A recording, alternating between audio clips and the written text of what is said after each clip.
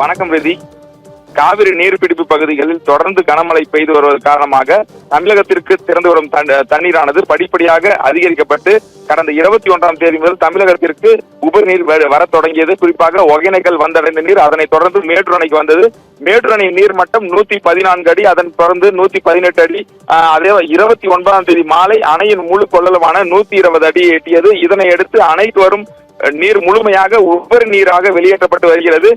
அதாவது மேட்டூர் அணை வரலாற்றில் 13 மதகுகள் மட்டுமே தற்பொழுது உபரி நீர் வெளியேற்றப்பட்டு வருகிறது. முதல் 3 மதகுகள் கோளாறு ஏற்பட்டதால் நவீன முறையில் தூண் வலுப்படுத்தும் பணி நடைபெற்று வருவதால் அதற்கு இரும்பு சாரங்கள் நிறுத்தப்பட்டுள்ளன. எனவே முதல் 3 மதகுகள் திறக்கப்படவில்லை. மேட்டூர் அணை வரலாற்றில் 13 மதகுகளில் மட்டும் உபரி நீர் வெளியேற்றப்பட்டு வருவது இதுவே முதல் முறையாகும். அதாவது ஒவ்வொரு முறையும் மேட்டூர் அணையின் உபரி நீர் முழுமையாக 16 கண் மதகு வழியாக தான் வெளியேற்றப்படும்.